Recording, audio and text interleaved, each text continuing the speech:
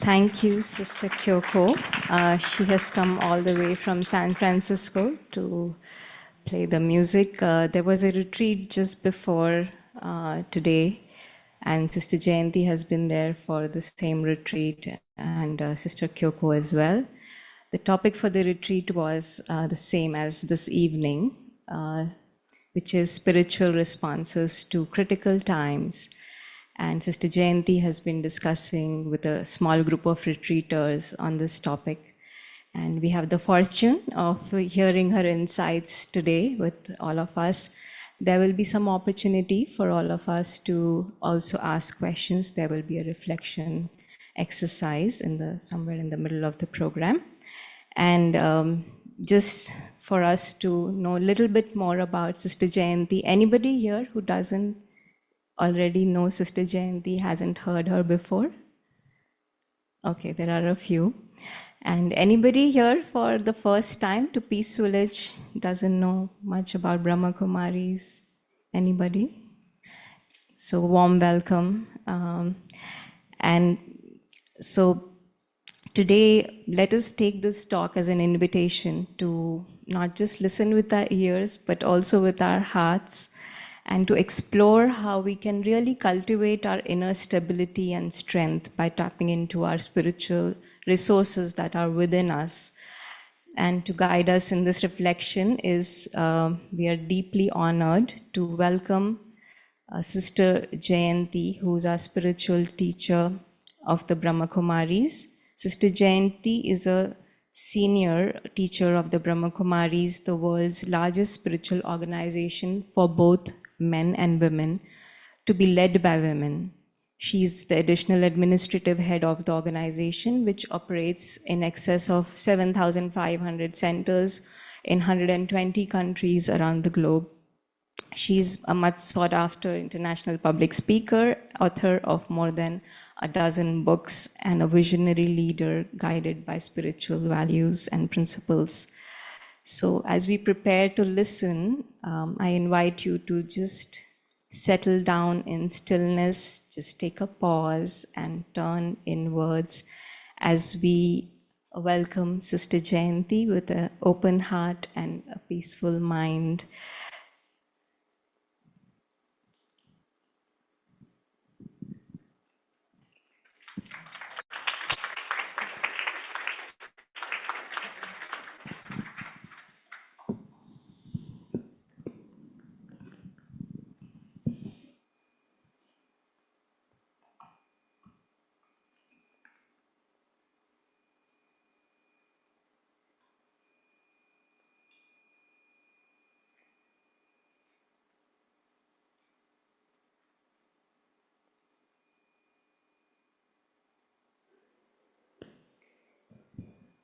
Om Shanti. Good evening. It's a beautiful Sunday sunny afternoon, and the fact that you decided to come indoors rather than enjoy the sunshine outdoors is an indication of your interest. So thank you for being here. It's difficult to see what's happening in the world today. Who feels that? Things are happening that seem to be really not human at all. And so, what do we do about it? Do we just throw our hands up in despair and say, nothing that we can do? Do we try and ignore it and say, well, I don't know what's going on, but maybe some good is going to come of all of this? Or is it that I actively try to find a solution and see what it is I can personally contribute to the situation to try and change things around? Brahma Kumaris have been connected with the UN as an NGO since 1982, and the information that we keep getting from the UN is more and more. Just one example, if you see the news that comes out from the international panel that looks at climate change, the governmental panel, we see that really we've had warnings about climate change since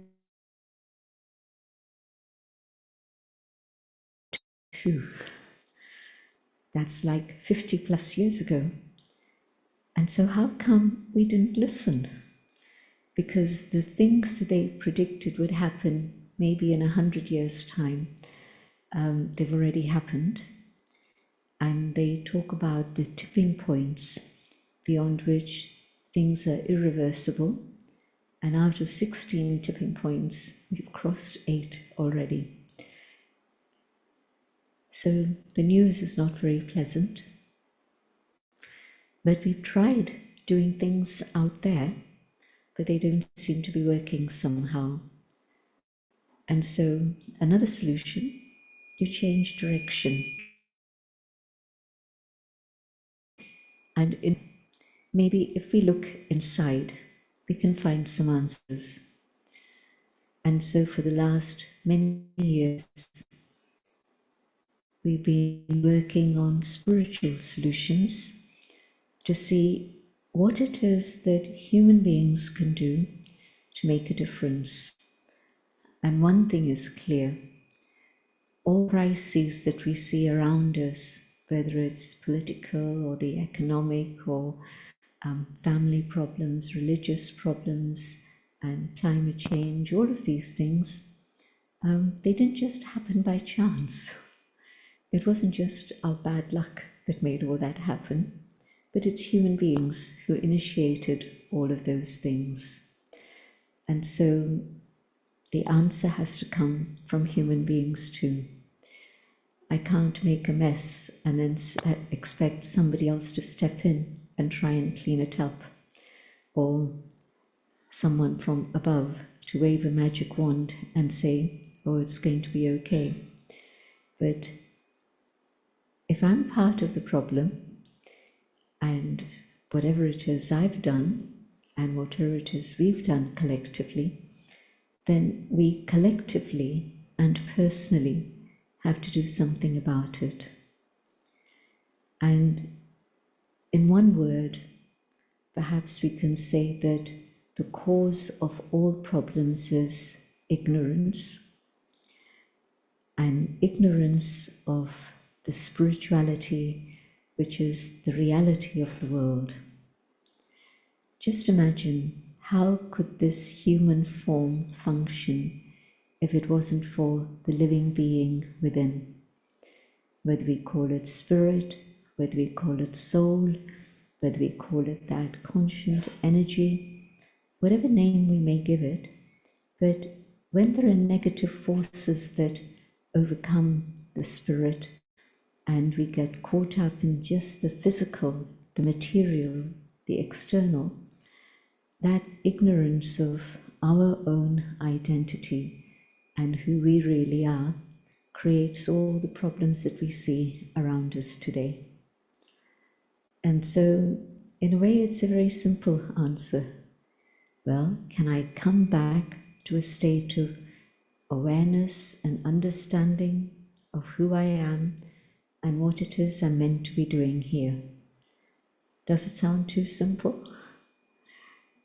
Well, what happens is that this one change, this change from thinking that I'm this physical form and coming back to the awareness of the being that I am within, and not just understanding, but experiencing myself to be that inner being, the light that shines. As soon as I become aware of it, everything changes. And the experience of this inner being is very simple. But one thing I need for that is silence. I need to be able to make my mind quiet, because at the moment, the mind is constantly reacting to all the input we're getting from outside. Have you noticed how much information we're bombarded with all the time? And what is the quality of that information usually? It's not usually very pleasant, but it seems to be very dark energy, a negative force. And so to protect myself from that, but also to change whatever it is that's negative within myself, so that I'm able to share that positive vibration with others. That happens when I go inside, get to know myself, and take help from above, so that then I can increase that positivity and all the good things that we long for. It's interesting that if we ask people, what is it that you really want?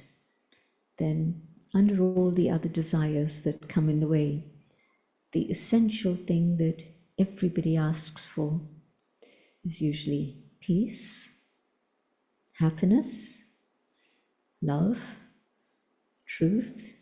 These are the things that people across the world everywhere would respond and say, yes, this is what we want. Many years ago, we ran a global project that reached 128 countries. Can you believe it? That was nearly all countries. In fact, it was all the countries in the world that had a population of over 1 million. The world map has changed now, and one country gets divided into 5 bits. Many other countries divided into 2 or 3 or whatever. And so we've got many more countries today than at that time. The map is the same in terms of the land mass, but the borders have changed and many more divisions have come about. But at that time, we managed to reach all the countries that had a population of over 1 million. And so that was 128 countries. And we asked people 3 questions. How do you see a better world? How do you see relationships in that better world? How do you see yourself in that better world? And we had literally hundreds of thousands of responses that came from all over the world. And we had a team of 40 people look at these answers, these responses that had come from all these different countries. And they worked on this group of 40, working on it for 6 months. We gave them space at our headquarters in Mount Abu, India. And so they were in a beautiful environment. So they were very happy to be doing all this because they were getting all this spiritual power and sustenance that they needed. And you know what the answer came back? It wasn't new inventions for the world. It wasn't some amazing scientific breakthrough. It was very, very simple. And the answer to all 3 questions and the hundreds of answers was in one word, and that word was values. Love and honesty and responsibility and commitment, loyalty. These are some of the responses. And so way back then, this was at the end of the 80s and the early 90s.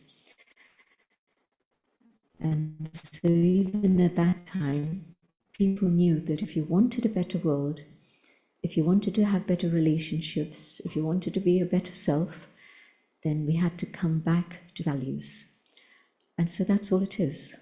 I press the button here and come back to that understanding that I'm not just these hands and feet and brain and everything, but I am that living energy within. Why? Because when I come to that understanding of who I am, I connect with all values that lie within the soul. There is peace. Is it in your hands or your feet? Is it in the supermarket? It's inside. And where inside? Not the brain, but something that's just in front of the brain and is invisible and immeasurable. It's so tiny that it exists, but you can't measure it. Just a subtle point of light, energy that is me. The way I think, the way I believe, the way I function, the patterns of behavior, personality, all of these invisible things are there within this inner being, the soul. And so once I connect with myself, I connect with the inner core values that I have. They're there, but I've forgotten. I forgot myself, so I've forgotten about those values. I remember at one point we were in Mount Abu, and a very powerful yogi who's now passed on, her name was Dadi Janki. How many of you knew her? With us to ask us what we'd been up to, what we were doing, and how we were doing. And then she'd give us some tips for the next day. Just even at that time, this was the early 70s, her physical body was unwell, and so it was always a question, how long is she going to be with us? But Dadi actually stayed around till 2020. And so she was 104 at that time when she flew away.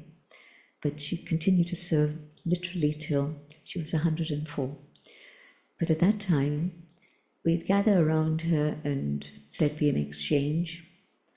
And one young sister said to her, today was not so good. Why? I feel that nobody loves me. Nobody gives me love. And Daddy was silent and then looked at her. You know, we do open eyes meditation and we connect soul with the divine and through that see the other soul. We call this drishti. And later when we're sharing homemade sweets and prasad, tholi, and blessings, you'll be able to have a chance to experience that. But Daddy then said to her, okay, tomorrow, don't wait for someone else to express their love for you. You give them love and see what happens. So share love and that vision of love with everyone you meet tomorrow. Next night, we have the same gathering, and Daddy's asking how we're doing. And when it comes to this sister's turn, she's beaming, absolutely beaming. And she's saying, Daddy, it's been a wonderful day. It was like I was giving love, but they were all giving me love back in return. And so when I connect with myself and I see that I carry those treasures and I make that decision, I'm going to share those treasures with another, what happens? That love comes back to me, multiplied. So whatever it is I put out, that's exactly what's going to come back. There's a subtle boomerang at work. What goes out is going to come back in again. And so that's all we have to do. If we were to just allow the influence of the divine to touch us, at the moment what's happening is the influences and human influences. One day it's anger, one day it's greed. And so all those influences keep impacting us, and so we respond in the same way. When somebody gets angry, how do I respond? Is it with a beautiful smile and say, it's okay, never mind, I'll get it sorted out? Or is it that their anger stimulates my anger and I react? Usually it's that. It's rare to find that somebody gets angry and you shower them with flowers. Not usually, is it? So what's happening today is that we are allowing human influences, whether it's on a face-to-face basis or even through social media or any of your devices and the things that you're reading and absorbing. All of those things are creating a negative response. That if I choose, I can say, I'm going to stay connected with myself, with the inner being, and I'm going to stay connected with the one above, the being of light, the supreme, the source. Here we have a very stylized image, but the actual form of the soul is just a subtle point. And the form of the supreme is also this being of light. The one image that has come up traditionally through centuries in all the different areas of the world, different religions, different traditions, but it's the same image, light. It's interesting how within the human psyche there's something that knows that that eternal form of light is a reality, and so it's being depicted in that way worldwide. And so when I connect with the divine and I experience that connection, that influence of truth, of love, of peace, allows that treasure that's there within me to emerge and be expressed also. How am I influenced by God? Only when I'm connected. If I'm not connected, it doesn't happen. But also the connection happens only if I'm aware of my own inner identity. If I just think I'm matter, the physical form, then my connection is here. 1,000 beings, but all of the human beings. And so my mind is filled with all that stuff of human beings. But I decide I'm going to come to the awareness of who I truly am, the soul within. Then in the awareness of the soul and the influence of the divine, the highest that is within me is able to emerge and be expressed. It's something we know of in human life anyway. You're with somebody and they have a very positive, beautiful influence on you, and you're at your best. You don't try, you're not struggling, but whatever is good within you emerges and you shine. And yet there are other people, and when you're in their company, it's as if the dark side emerges and you don't want it to, but their influence on you is so strong. Have you ever noticed that?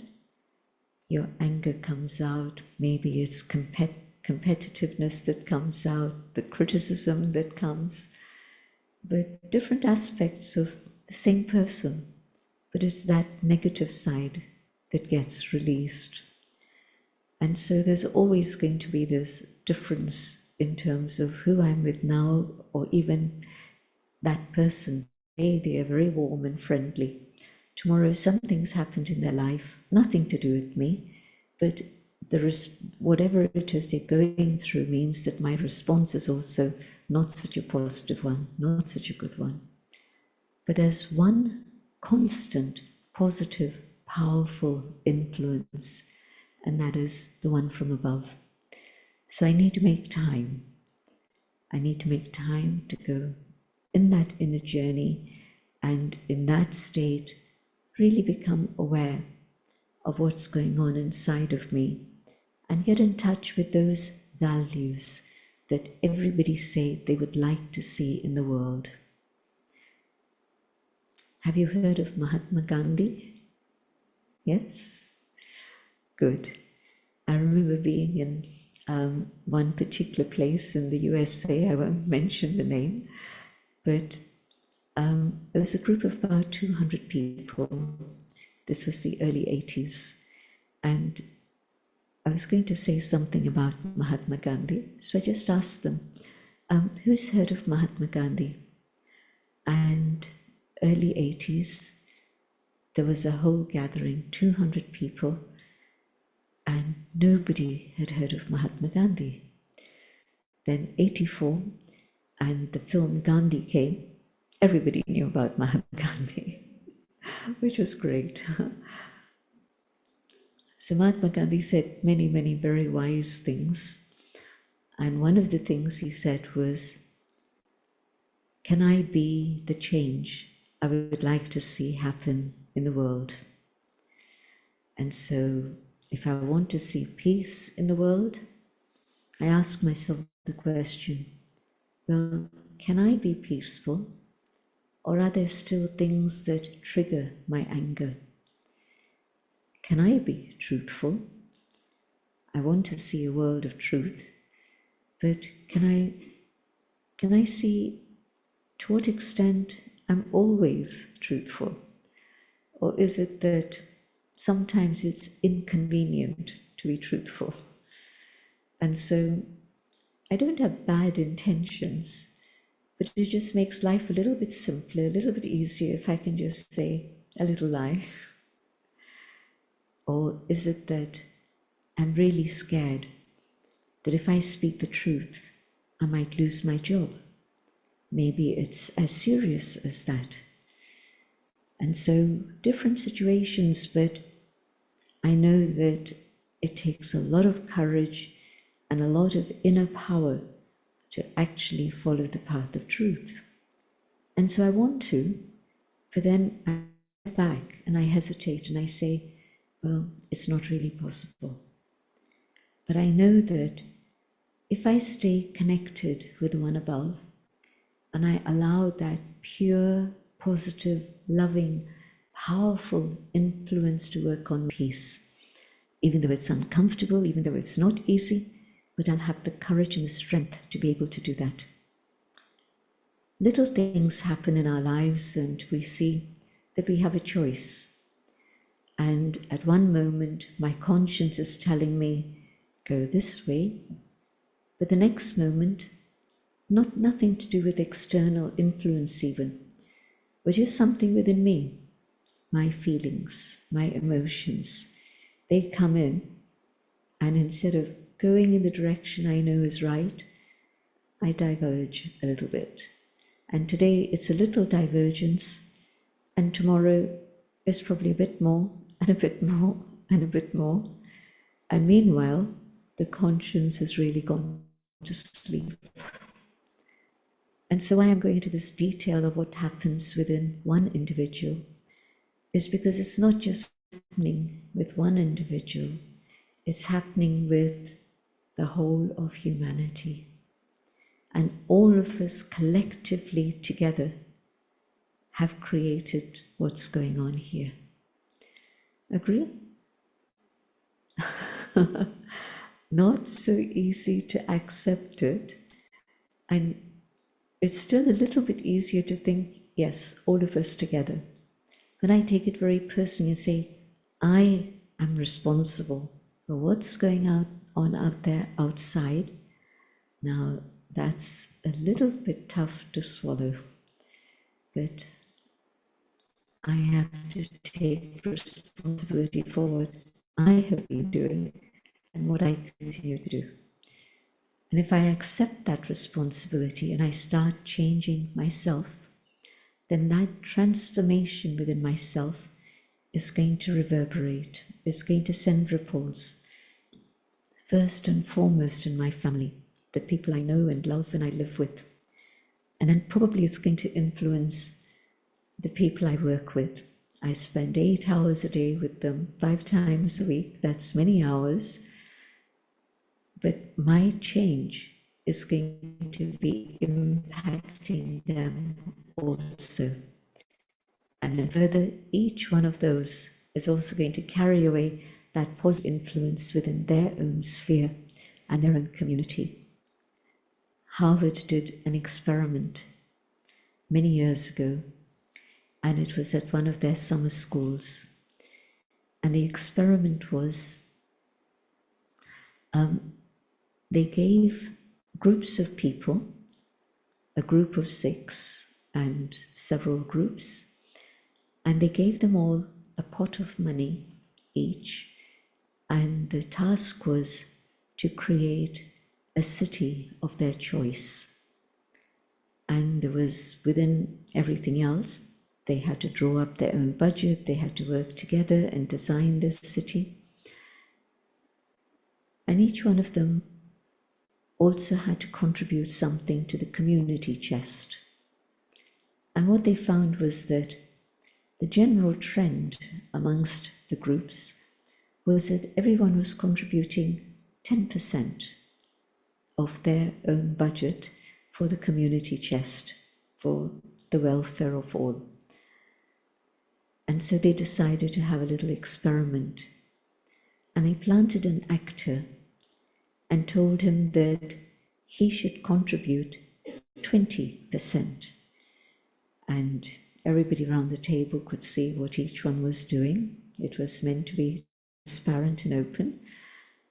And so 5 people saw that this one individual contributed 20% of his budget to the community chest. When they changed tables and everybody went off to a different table with different people, those 5 people did the same. Instead of contributing 10%, they all contributed 20%. And then the next round, and all those people were now contributing 20%. And so they calculated that one kind act inspires at least 125 others. Does that give you hope for the future? Definitely. And so if I do something that is positive, that is valuable, that is going to be an influence for good, change for good, then at least 125 others are also going to be inspired. So just imagine this little gathering. If you carry away this idea that I have to do one good deed every day, just one. You can do 10 if you want, but at least one. If I do that, then that effect is going to move to 125 others. And so how quickly can the world change? It's still going to take effort because we're going uphill. When it's the energy going down, that's very easy. It happens automatically. The roller coaster doesn't need an engine to be able to come down, just gravity, and it hurtles down. But if it's time to go up, is it going to go up automatically? Unlikely. It's just going to stay on the ground. But if you provide the energy, if you provide the engine, then that's going to take it up. And so when we were coming down, just think about it, bad habits. What happens when one person within a group starts a bad habit? How long does it take to influence others? And they do the same. You know the story. But if somebody decides to start meditating or starts praying or anything which can be termed a positive change, a good habit, how many souls are inspired? Slowly, slowly, one here, another here, another here. It's not the automatic reaction of the other, the negative force. Why? Because we're going through a period in which, at the moment, negativity is stronger than the positive. But each one of us can make a decision. I'm going to stay connected so that there's that positive influence on the soul. And I'm going to allow that positive energy to work through me.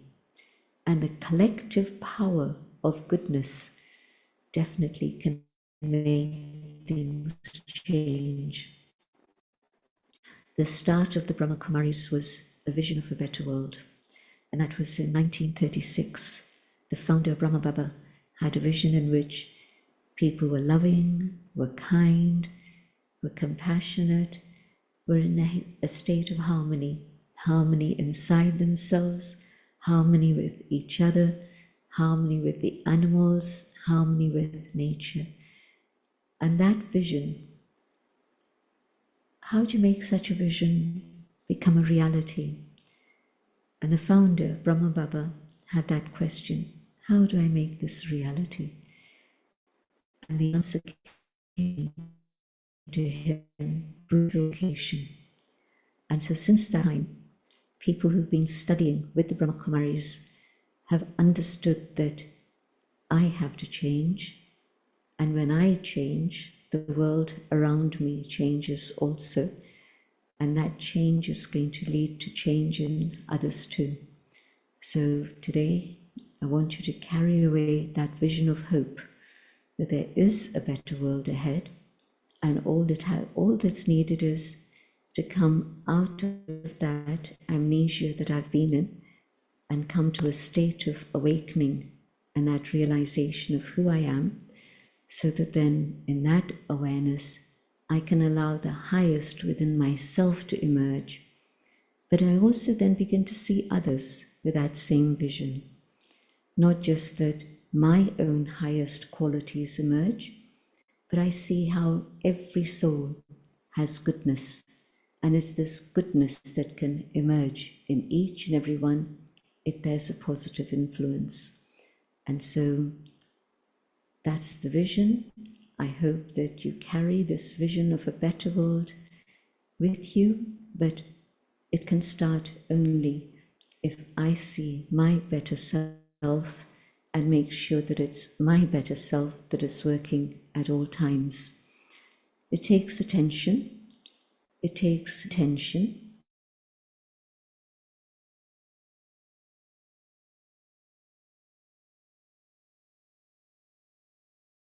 Always be help from above that will help me change and make sure that I stay on track. Yes, friends are always important, and good friends who think in the same way as I do and have the same aim will always be very clear, but connecting with the one who always have that positive influence on me. So here's a question for reflection, and our sister will tell us what we have to do next. But the question that I'd like you to reflect on is, what are the positive influences on me currently, and what are the negative influences on me? And third, how can I always move in a positive direction? What are the positive influences on me at the moment? What are the negative forces that influence me? But how can I make a conscious choice to always have a positive influence? So for the reflection, we just turn to the person on our left, and in pairs we'll discuss these three questions that Sister Jayanti just mentioned. We'll have about 10 minutes or so. All of you received a slip of paper when you entered, right? So if you have, during your discussion or at the end of your discussion, if you have a significant question to ask Sister Jayanti, you can write it on the piece of paper and hand it over to me at the end of 10 minutes. Sounds good, everybody?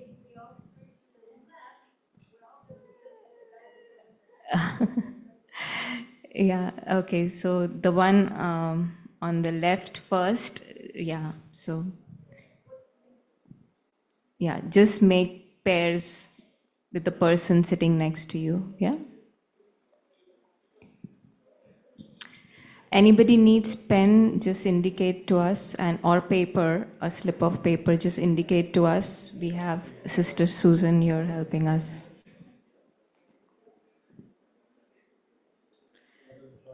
And if the person sitting next to you is family and you want to have a discussion with somebody else, then maybe the person behind you. Yes. The questions are, what are the positive influences that are affecting you today? The second question is, what are the negative influences that are affecting you today? And the third is, how can you be sure that the positive is what you choose? Right? So so in your row, if you can, if there are more than two pairs, then you can choose to be three. Oh, okay.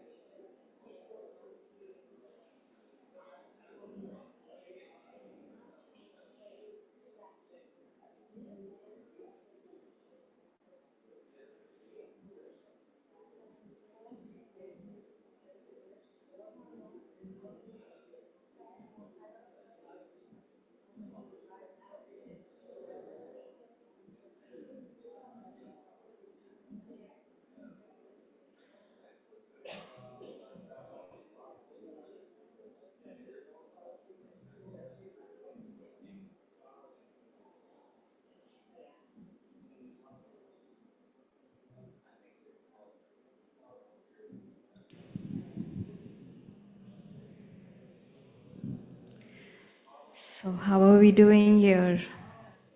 You need more time? Anybody? If anybody already hasn't, can come and give us the slip here, or we can come to you. Just raise your hands if you're already ready with your question on the slip of paper.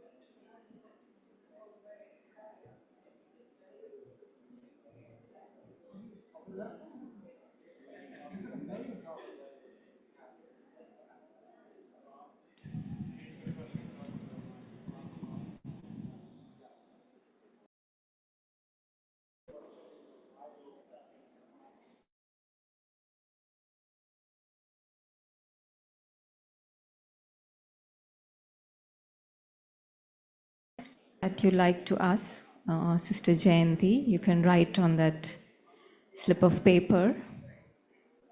Whoever is ready, you can just raise your hand and we'll come and collect it from you. Yeah.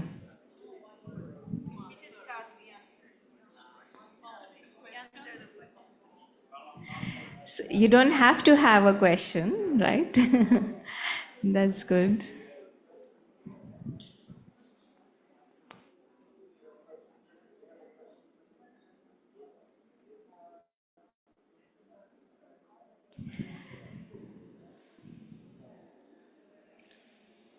So,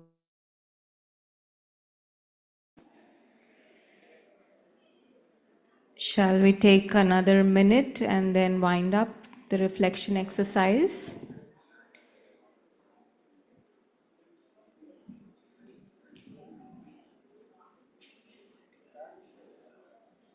Okay. Send it.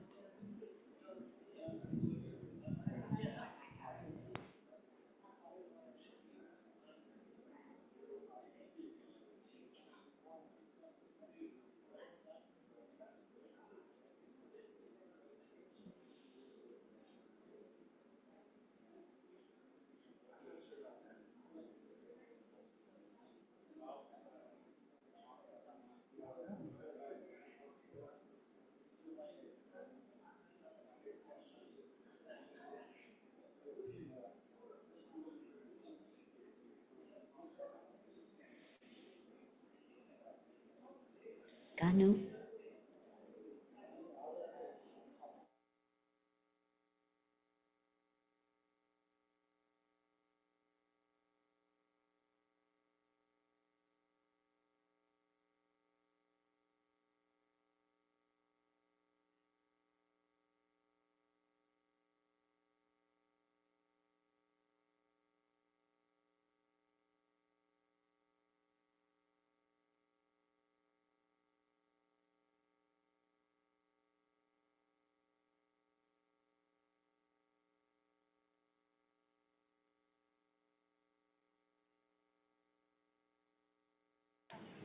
Okay, anyone else, please let Sister Shobna know and she'll come and collect.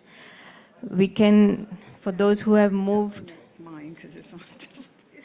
those who have moved their chairs, if you can please go back to where you were.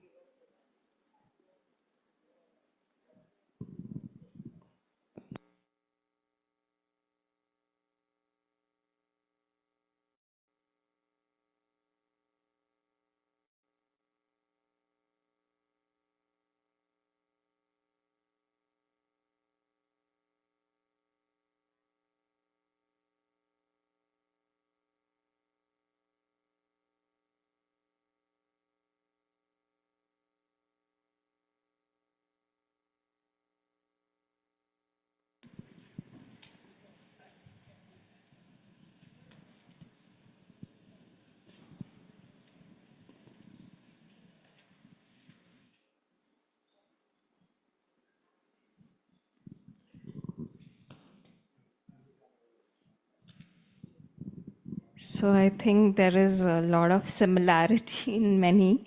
So one which is coming up very significantly here is that we take different kinds of support to um, get over our negative feelings, especially when it comes to talking to someone like friends or family.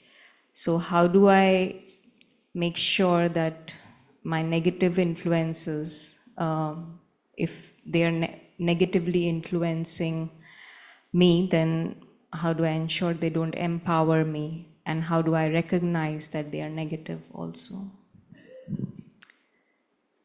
I can see there's lots and lots of slips of paper, which is good. It just shows that you were listening. The way to recognize the negative influences, to just see, am I peaceful? Am I light? Am I happy? And if I'm not peaceful, if I'm not light, and I'm not happy, so what is the negative influence that's working? And then you'd be able to see which one it is, where it's coming from, and so on. But the natural state of the human spirit is to be light and easy and happy and joyful and peaceful. And so anything that's moving me away from that, I want to try and sort that out. First, identify what it is, and then be able to deal with it.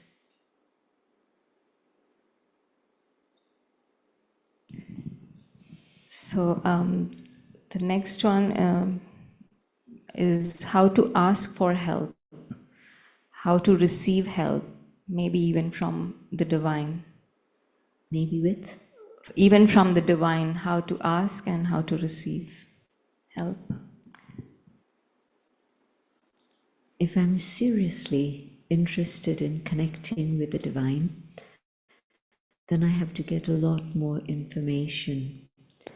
And we run courses that teach meditation, and everything is free of charge, because we believe that spiritual knowledge is like the light of the sun. It should be made available to everyone freely. And so we run courses that take up the subject of soul and the divine, how to meditate, how to make that connection and link. So if I really believe that, yes, it could be help from the divine, then let me find out how to make that connection through meditation. And yes, if I need help and I'm not yet ready to think about the divine, can I ask someone whom I trust within my circle of relatives, family, or friends, or colleagues at work? Is there any one individual whom I trust? And if there is, and take their help and maybe to unblock to a certain extent, and maybe I further help them. Ultimate need is gained from above, but human help is always valuable, and so maybe I just need help from a friend. Maybe it's something more serious. maybe negativity is so strong that it overwhelms me. Well, I can think about taking professional help also. But first step, let me just see if I want to take help from the divine, then let me go in that direction. And information about when our courses are or how you can find out about courses. I know that some of you have come from further away than just this local neighborhood, but we have centers all around or even courses online. So you'd be able to take that help also. So the next one is addressing the truth. Honest. With the loss of For being honest. if truly I'm interested in moving towards truth, then yes, sometimes there is a loss involved in terms of a relationship or in terms of situations of the world in which jobs are involved.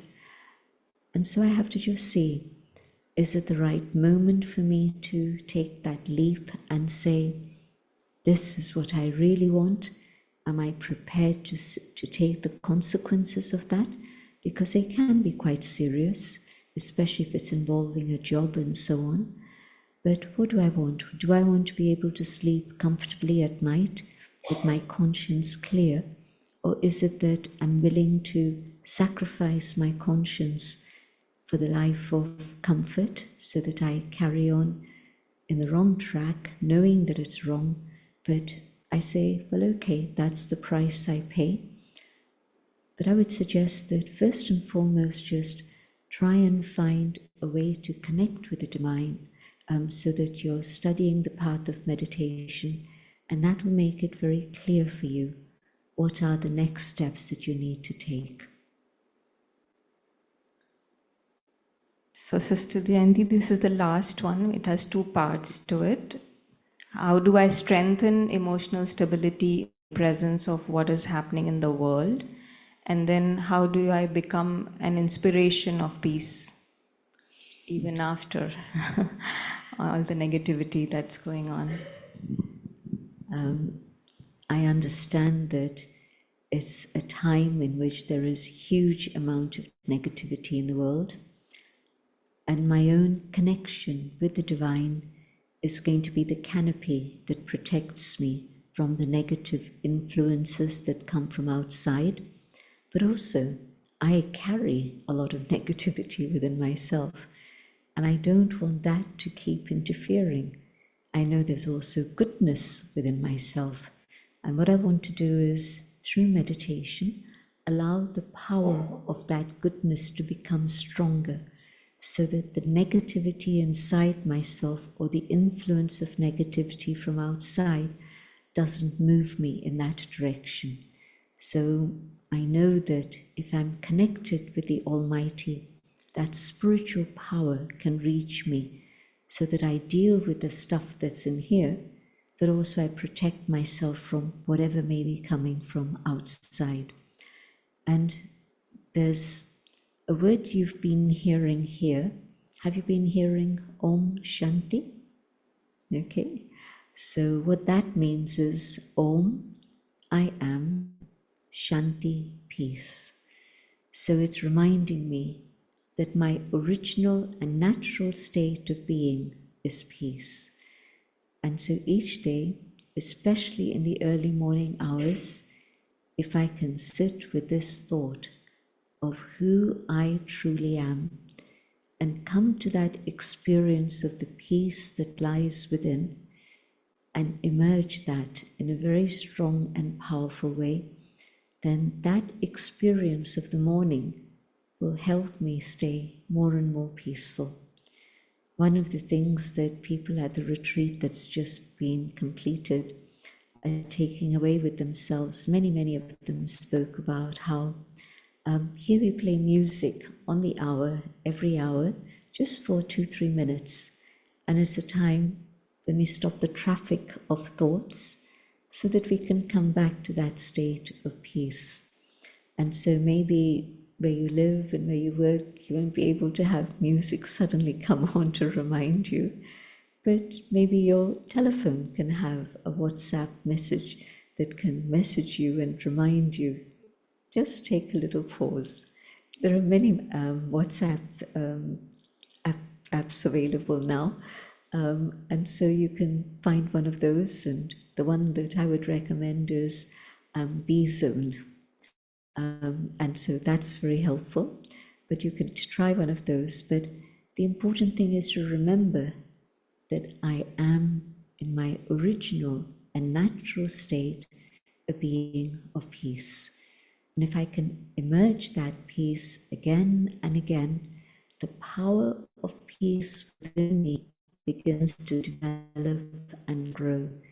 And so, even in the face of adversity, I'm able to keep that awareness of who I am and allow that peace to reach others and touch others also. Last week, we were involved in a very strange car accident, and it wasn't the fault of the driver. The driver was going not very fast because we'd just been through a speed bump, and this was in France, and it was a country road for it to take the country road rather than nowhere. This horse that was running wild without a rider came right in front of the car, and the car came to a halt, the windscreen shattered, and the horse fell, but very quickly got up and ran. And the story was that the horse had been beaten by its previous owner, and where it was school, the new owners were the riding school. And a few minutes later, this young girl, maybe 12, 13, she didn't look more than that. From her clothes, you could see she'd fallen on the floor, and she was the one who had been riding the horse. And she was very distraught and was asking, "Where is he? Where is he?" And we pointed in the direction of the school because we saw that the horse had gone racing off there. And she went racing off too. Police arrived, and everybody in the car was completely calm, just focused on doing the right thing. The car was a write-off, but everyone in the car was very peaceful. And I know that that allowed everything to just create that atmosphere in which the police were able to get the statements they needed. The recovery van came, took the car away. We called a taxi and we went on our journey. But it could have been something that caused upset, anger, grief. It could have been very, very serious. But somehow, I think the power of peace just kept everything calm, and God's grace, nobody was hurt. The horse had a little wound, and they took him off in the van to the hospital to get that stitched, but everything moved peacefully. And so even though you don't know what's going to happen the next minute, you think everything's calm and peaceful. It was a pleasant summer evening like this, about Sydney. Everybody in the car was a meditator, and we were going for a retreat. And so the people in the retreat were very concerned, but we said, "Don't worry, we're all fine." We got there a couple of hours later than we had anticipated. But the power of peace just made everything very, very easy and carried everyone with that. So I know that whatever the circumstances are, if you've built up that power of peace within yourself, sponsors to be one of peace, and it's going to help everyone around. Help for you, but help for everyone. This was one little incident, but big things can happen, little things can happen. But what's my response? Can my response be a spiritual one from that awareness of the being that I am, the inner being of peace?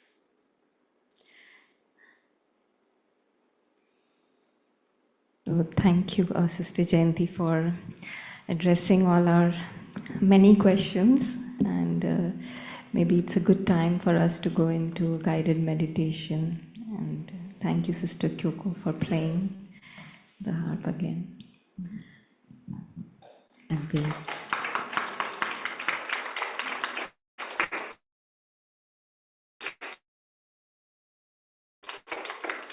meditation, because the question always comes, do we stop our mind? What we do with our thoughts? And we don't have to stop our mind, we don't have to stop our thoughts, we just have to channel them in a very specific way. And so this will give you an idea of how to channel your thoughts in a positive direction. So I'll speak out my thoughts and invite you to follow those ideas.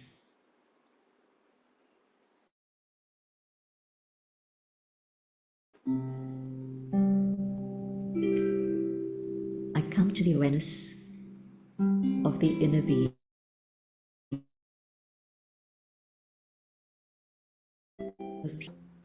I am the inner light. I am a soul. And for a few moments, I let the body sit quietly and just focus on watching my thoughts. As I watch my thoughts, the speed of my mind slows down. The thoughts are no longer rushing, but coming gently. And I select one thought, the thought of peace.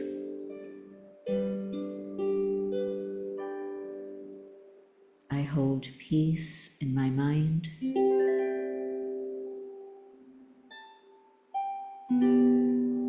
and peace feels natural, peace feels comfortable.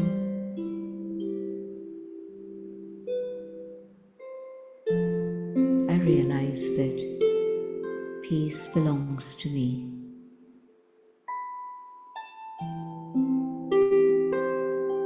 And in this awareness of peace, I feel the presence of the divine, and my thoughts connect with the Supreme, the being of light,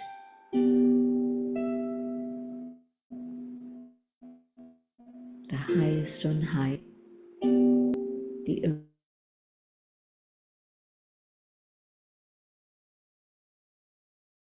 positive. I detach from the awareness of the body and just focus on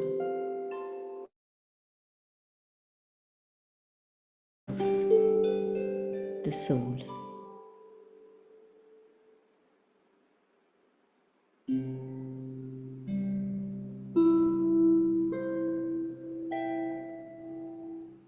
And in this awareness, the light shines even further.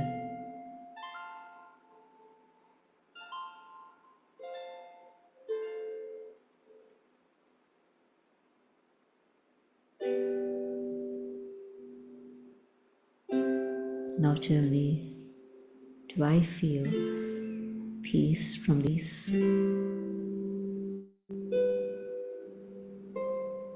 but the rays of peace reach out and reach human souls across the world.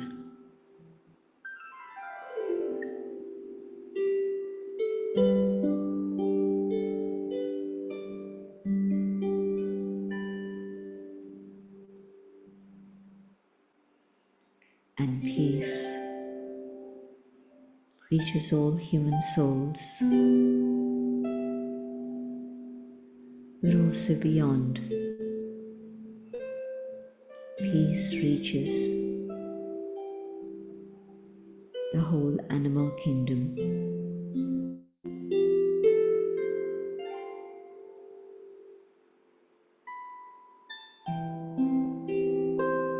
Peace reaches the plant kingdom.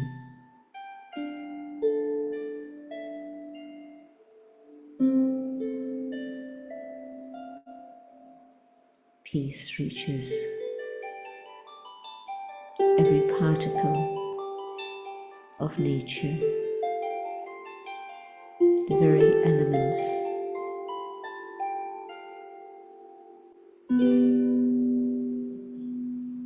Peace surrounds the world, and peace and harmony occupies space.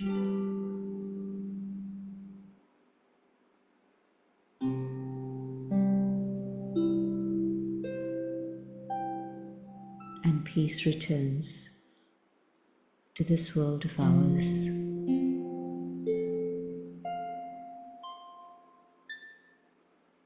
I hold this vision of a world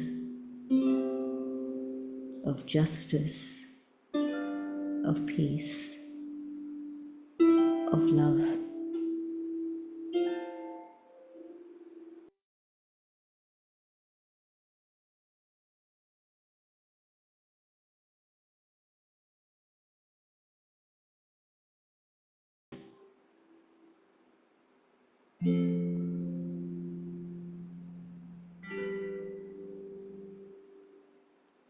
Om Shanti.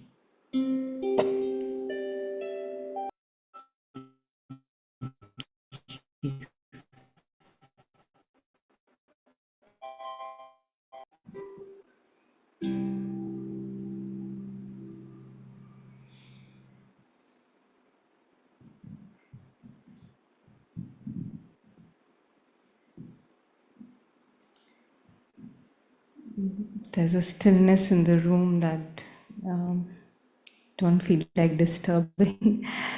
But thank you, Sister Jayanti, for such a beautiful meditation.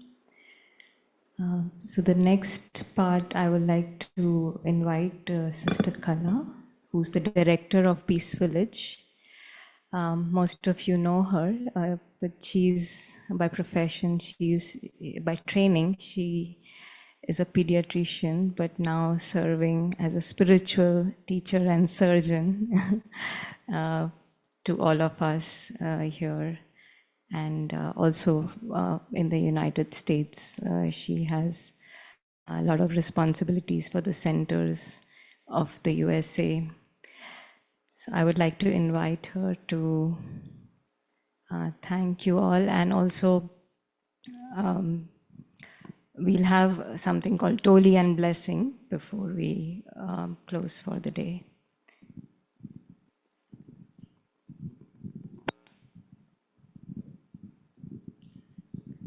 Om Shanti. Wonderful to see those bright, shining faces. And I can tell that you've had a beautiful, beautiful afternoon. Many of your faces I know you're from somewhere close by. But I also know some of you coming from very, very far. So this is really my chance, my opportunity to say a big thank you for making that big trip or short trip, whichever way it was. But I'm sure what you got in return was multiplied many times over, right? Yes. Such a beautiful afternoon. And what stood out for me, my highlight was Dadi Janki's story of go share the love. If nobody's giving you love, then you share it. You start the circle. And I think that's how all of us, and especially Maris, have grown from a little seed of one man, few people, to so many of us all over the world today. And so I think you're all the seed for the next cycle, right?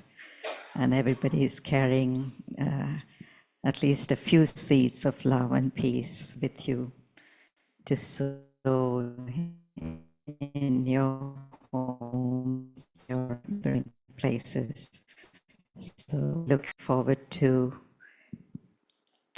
having you all join the journey at whatever level, at whatever pace, in your own little places, as will be announced soon. We have some activities and retreats here that you can be very much a part of. But I think those of you who live close to a center nearby, please do feel free to contact them and take part in some of the activities of the Brahma Kumaris to multiply your intensity of the peace and love that you're going away with, right? So we are going to have some Toli ceremony now, blessings and Tolis. Sister Jayanti is going to be here.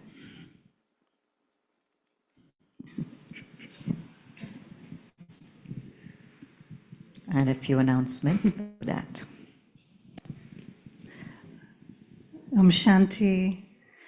Thank you all for coming, and a special thank you, Sister Jayanti, for being here to share with the local community and the others who are not local, who are part of this gathering.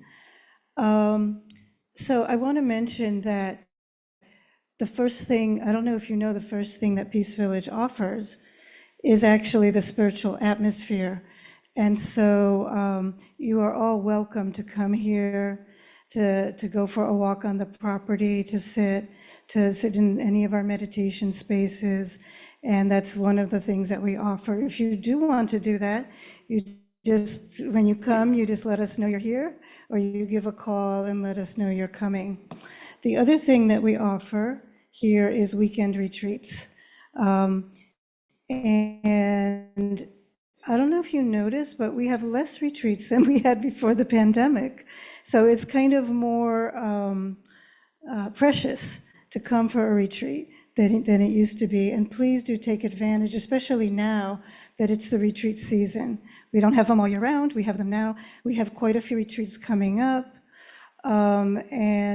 This little handout, which is on our literature rack, you can take one to just see some of the retreats that are coming up, but please go on our website to see them all and visit like once a week, because we seem to be changing them, as time goes on, like something pops up or it changes its date. We actually have a retreat on food, a retreat for artists, a retreat in Spanish, a few different retreats on Raj Yoga meditation, and more retreats. So take advantage of that. The other thing I want to mention to you is that our next kind of international visitor is Brother Charlie from Australia. Who has met Brother Charlie? He's coming here like every year these days. He's going to be talking in August on the theme of the bond of love that frees the heart. And this is the month of Raksha Bandhan, when we get that sacred thread tied around our wrist. And so we're going to be celebrating that also on that day, August 17th, Sunday program like this timing. And so this is another thing, you can take this or you can go on our website and just register. So this here is another handout. It's about online events, okay? We love to have you here in person, but if you live a little far or if one day you're not able to come, we have every month, we have the first Monday of the month, it's an insight session. Every month we start a Raj Yoga meditation course online. Every week we have meditation in motion on Thursday.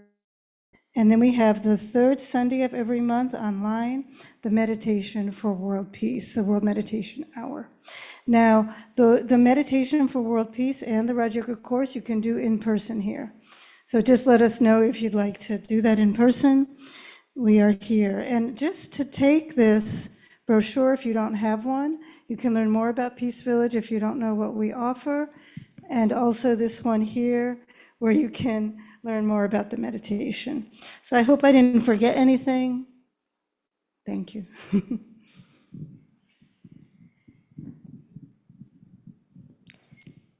you,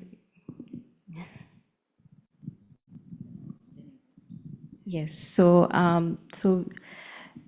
the Toli and blessing, we all can come this way, one by one, and then first take the blessing from Sister Kala, and then Toli from Sister Jayanti.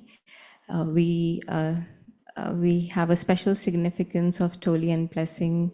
We remember that we are those living conscious beings, souls. So the sisters here will be giving us drishti, which means that they will be looking at the soul with the eye, right? So just make eye contact if possible when you are with them, in front of them.